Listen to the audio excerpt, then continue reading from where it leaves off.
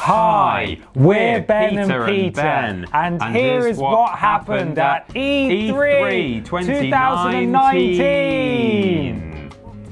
Should we do that? No, that was fine. I think that was... Yeah, we'll just use that one. Just the jazz. Whoosh. E3, the Electronics Entertainment Expo, the big games kerfuffle. It may be one E away from being the sound that dolphins make, but to video game enthusiasts, it is the merry game Christmas time, Happy New Year of the gaming calendar time. Yes, this week marks the 25th consecutive year that uncomfortable developers and businessmen have been shunted onto stage wearing an ill-fitting blazer and game t-shirt combo to tell us all about what they've been beavering away on in the past year. But what happened this time in the year of our Lord 2019? Well, through both words and gestures and video clips, we're going to attempt to catch you right on up. So, without further ado.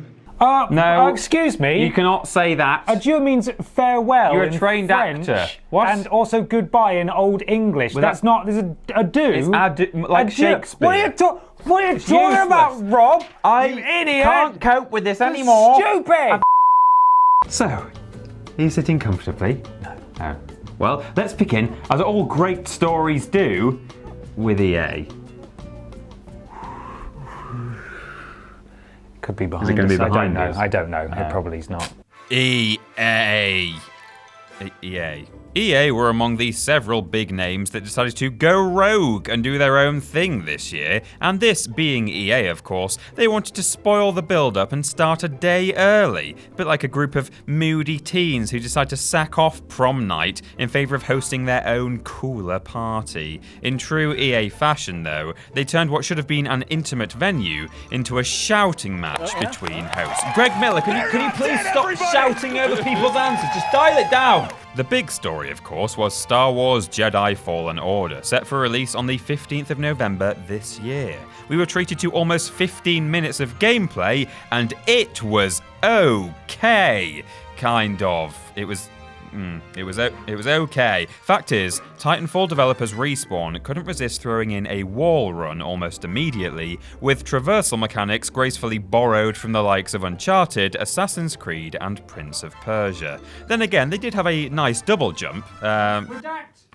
Sorry. I've just received some... We're supposed to call them force flips now? Okay. Speaking of legal issues, From Software wants a word, because this combat looked very Soulsborne and Sekiro, with lock-on, dodging, and poise breaking. All this combined with the rather limited selection of force powers. Oh, push and pull, how varied! This so-called thoughtful combat system just makes us very thoughtful about the numerous other cancelled Star Wars games we'd rather be looking at right now. This could be good, but I think even Ubisoft would say it's a bit paint by numbers. For anyone who stuck around after the big opener, there were some Apex announcements, including a new character, Watson, that the internet already figured out months ago. We had Battlefield 5, which will be touring the Pacific in autumn this year, so that's fun. But as for the rest, well, FIFA's Volta mode is basically FIFA Street, Madden tricked jocks into caring about leveling player stats like nerds, and The Sims 4 showed us how not to drive speedboats. It was all just a little bit beige. Microsoft, Xbox, it's Xbox. Or as it's soon to be renamed, the Keanu Reeves Appreciation Show. No, you're breathtaking, Keanu. Good friends, me and Mr.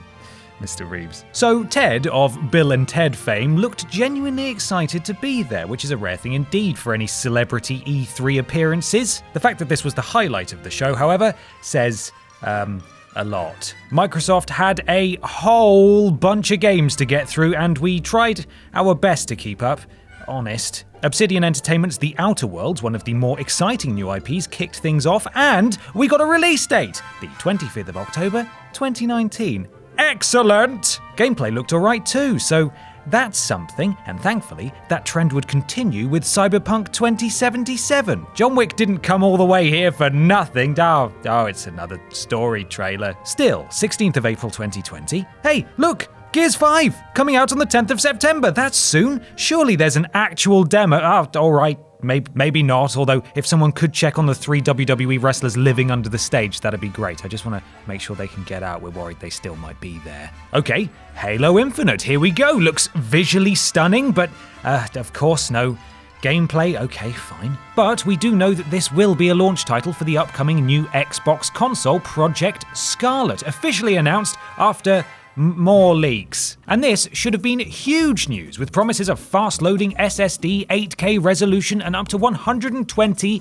FPS. But, yes, you guessed it, we didn't see it in action. They also announced intentions to jump into the game streaming ring too, not wanting to let Google Stadia take all the glory just in case it doesn't fall on its arse. The dark fantasy dream team of From Software and George R. Martin officially revealed their new project as Elden Ring after the leaky E3 pipes spoiled the reveal earlier that day, but thankfully there were a few genuine surprises. A shock return for Battletoads, a Blair Witch game, and Phantasy Star Online 2 were announcements that nobody saw coming. So, a few glimmers of hope and a cameo from John Wick, but they were few and far between in an otherwise rather bloated showing.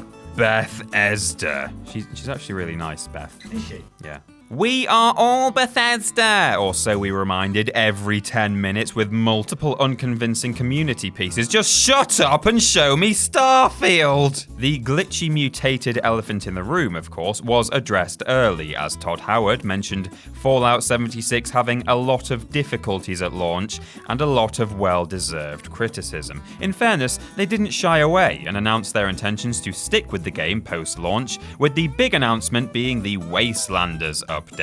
This is set to include a revamped main quest, various new toys, and choice and consequences, whatever that means. But the biggest features were the NPCs and full dialogue trees. Woohoo! Let's all cheer fundamental game mechanics from 1990s Elder Scrolls. The trailer hit the nail on the head at one point, with some voiceover saying, "I don't think anyone expected for people to come back. But at least they're making amends and continuing the free updates." So, redemption for Todd? I mean, they also announced a bandwagon jumping battle royale mode, plus he still hasn't apologized for kicking Ben's dog, so no, not quite. As for the rest of the show, most of the runtime went to existing game updates, the Elder Scrolls Blade side project, a straight-up face slap for any fans of 90s classic Commander Keen, and near constant cheering for everything. Will you all please be quiet? In the absence of major mic drop announcements, Doom Eternal impressed with a lengthy showcase and maybe even a coherent story. Well, almost. Of the few new IPs on offer, most exciting was Deathloop from the Dishonored veterans Arcane Studios, showing a time-bending cycle of two rivals incessantly shooting at each other. A trailer for another new title, Ghostline Tokyo, though intriguing, was arguably overshadowed by its brief but delightful introduction from Ikumi Nakamura, Tango Gameworks creative director, whose nervous but genuine enthusiasm instantly won over the internet. Twitter even decided en masse that they were ready to die for her because it's a nice lady on stage talking about video games, and that's apparently all it takes. Stop being slightly weird. It's Keanu versus Ikumi. Who will win E3? More on this later. PlayStation. It's the place where you you know what? I'll do it again. PlayStation. No, they're not. They didn't. They didn't come. And in fact, why have you even included that in the... Ubisoft. It's not yours. It's not your Ubisoft. No. I'll be soft. Well, we'll see. Let's look at the conference. Take it away. Well, that was bizarre. Not the strangest conference we've seen, seeing as plenty of the show was 50 Shades of Tom Clancy, but scattered in amongst the generic shooter Blandathon were the typical sprinkles of Ubisoft insanity. This included the annual Just Dance circus act. It began with the unveiling of brand new game Assassin's Creed Symphony with hidden conductor's batons, deadly violin bows, and okay, it was just an advert for the orchestra's tour dates. A soundtrack we weren't expecting was the intro to It's Always Sunny in Philadelphia, followed by show co-creator and actor Mac. I refuse to call him anything other than that. Fat Mac forever! Sadly, it wasn't an It's Always Sunny in Philadelphia game. It wasn't even a game, but a new comedy show based around the development of a fictional MMO. Alright. We did see a few games though, and even gameplay! Amazingly! Watch Dogs Legion was a strong first reveal despite several leaked details beforehand, and the location was confirmed to be London in a post-Brexit view of Britain that wasn't quite what we were promised on the side of that bus. Boris! And you can play as anyone, including a granny assassin. A grey assassin? What do you think, Peter? There's got to be a pun there. Just Grassassin, I think. Grassassin. Or Grassassin. Grand Sarsin. That sounds like a Star Wars character. I need more time. Sorry. Ubisoft had a particularly leaky build-up to E3 with the Roller Derby game revealed to be Roller Champions, basically Rocket League. And the Breath of the Wild clone that was teased was shown off as Gods and Monsters, though not for nearly long enough, as it looked like a welcome change from the hundreds of monotone military shooters. They even announced Elite Squad, featuring all your favourite generic shooter stereotypes. And Sam Fisher. It's sort of a character-based mashup, just without the character. John Bernthal of Punisher fame then stepped up to challenge E3 stars Keanu Reeves and Ikumi Nakamura, but cheated because he brought Bam Bam the dog with him. But as one commenter mentioned in our live stream, we just hope the dog didn't belong to Mr. Reeves, as he's not, you just don't.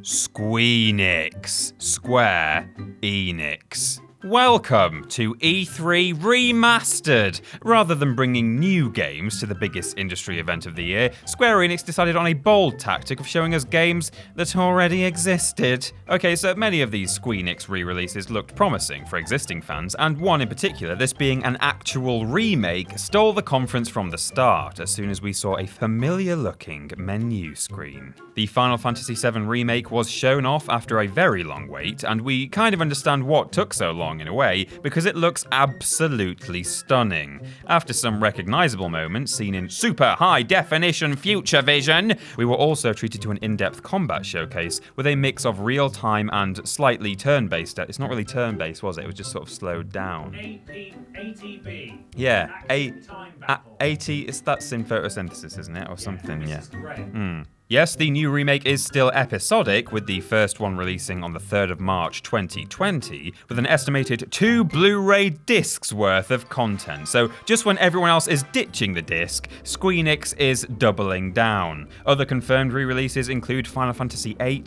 Final Fantasy Crystal Chronicles, and The Last Remnant. See, it's not all Final Fantasy. They'll just slap the Final Fantasy name on any old crap. Yeah, that's what they do. They just make a game and then Horn. New IPs included Outriders, a moody co-op shooter that may feature magic, the paranormal, aliens, or all of the above, and the big one, Marvel's Avengers. But not as you've seen them before. These heroes aren't the same guys and gal, singular, from Marvel's Cinematic Universe, instead following a completely new storyline and featuring a star-studded voice cast, including the likes of Troy Baker, Nolan North, and Laura Bailey. All very talented people, but it's still not the voices we know and love. I don't know how I feel about this. You idiots! These are not them! You've captured their stunt doubles! Plenty of story was shown, but not much in the way of gameplay, although with a 4-player online co-op, free DLC containing new characters and maps, and no loot boxes, the 15th of May 2020 might just be worth circling on your Marvel-themed calendar, Ben Potter. Marvel calendar. I've got 5. Great. Blimptendo.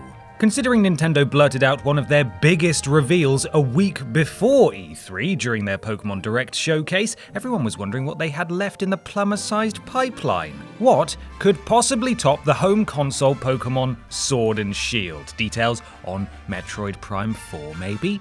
No.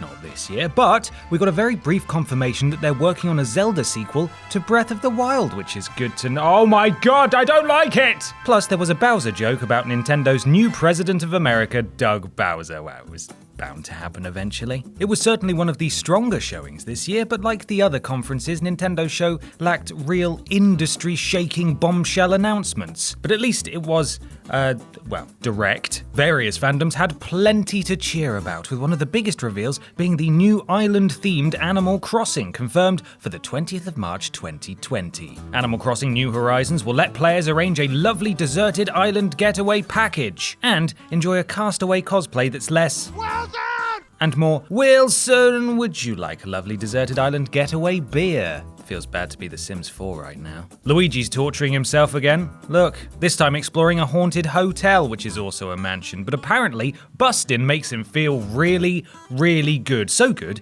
that there's now gooigi all over the place. Clean that up, young man. It's disgusting! There were surprises in the form of new Smash challenges, including The Hero from Dragon Quest and a long-awaited rare reunion for Banjo-Kazooie in a fun reveal that toyed with everyone's emotions. Zelda's Cadence of Hyrule showed an interesting mashup with rhythm action game Crypt of the Necro Dancer, and we saw a remake of Link's Awakening, complete with a Zelda Dungeon Maker section and an overwhelmingly cutesy art style. It makes me sick! Elsewhere, we had numerous JRPG trailers, just too many to count, a comeback for retro classic Contra, and we all marveled at the deceptive power of the Nintendo Switch with ports like The Witcher 3, Alien Isolation, and Doom Eternal. Seriously, Nintendo, what are you feeding this little fella? Oh my god, it's loose! Run! Ow! And that, Peter, is all we have time for this E3. How sad. You can check out all of our coverage though on the channel for live reactions. A list detailing every single E3 ever, ranked from worst to best. And our predictions and punishments. Until next year, thank you very much, and make sure you have a nice gaming, good, happy, fun, yes time. Ho ho ho. Ho ho ho. Bye. Bye! Mine was longer than yours. Do you want to do a longer one? No, I don't, it's not always Don't about... feel inadequate? No, I Okay. can make up for it elsewhere. Bye! That was arguably a more powerful one than the one I just did before. Bye. That's all I need. That's all I need. I feel like shit now. You okay there? Sorry. Oh, there's more over here.